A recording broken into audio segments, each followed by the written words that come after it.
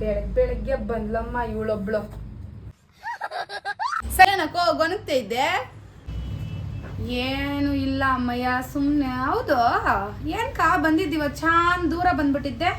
ಓ ಏನ್ ನೆನ್ನೆಲ್ಲ ಮೊನ್ನೆ ಯಾವ್ದೋ ಒಂದು ವೀಡಿಯೋ ಹಾಕಿದ್ದೆ 2 ದಿನ ಕ್ಲಾಸ್ ಅಂತೆ. ಓ ಅದಾ, ನೀನು ನೋಡ್ಬಿಟ್ಟೆ. ಸರಿ ಸರಿ ಸರಿ. ಎಷ್ಟಾಗ್ತೈತಕ್ಕೋ ಮಾಡೋಕೆ ಸುಮ್ಮನೆ ಕುತ್ಕೊಂಡು ಬೋರ್ ಹೊಡಿತಾ ಇದೆ. ನಾನು ಕೂಡ ಕಲ್ತ್ಕೊಂತೀನಿ.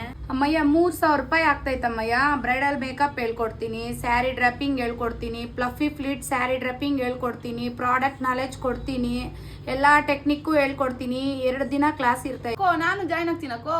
ಮಧ್ಯಾಹ್ನ ಊಟ ಎತ್ಕೊ ಬರ್ಬೇಕಾ ನಾವ? ಆಹಾ, ಏನ್ ಹೇಳ್ತೀಯ ಅಮ್ಮಯ್ಯ, ನಿಮ್ ಚಿಕ್ಕ ಮಗು ಟಿಫನ್ ಬಾಕ್ಸ್ ಎತ್ಕೊಂಬರಕ್ಕ.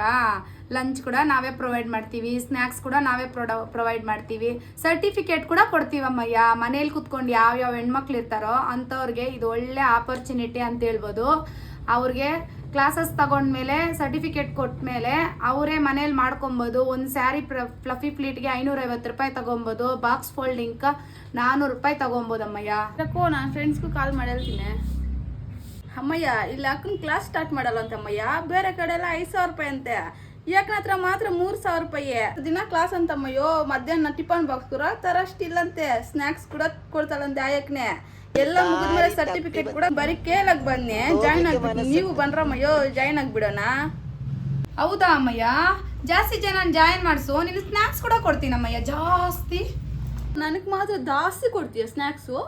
ಹ್ಞೂ ಅಮ್ಮಯ್ಯ, ನಿನಗ್ ಮಾತ್ರ ಜಾಸ್ತಿ ಕೊಡ್ತೀನಮ್ಮಯ್ಯ. ಆಯ್ತು, ನಾನು ಜಾಯಿನ್ ಮಾಡಿಸ್ತೀನಿ. ನಮ್ಮ ಫ್ರೆಂಡ್ಸ್ನೆಲ್ಲ ಎಲ್ಲಾರನ್ನೂ ಕರ್ಕೊಂಡು ಬಂದ್ಬಿಡ್ತೀನಿ ಇರು.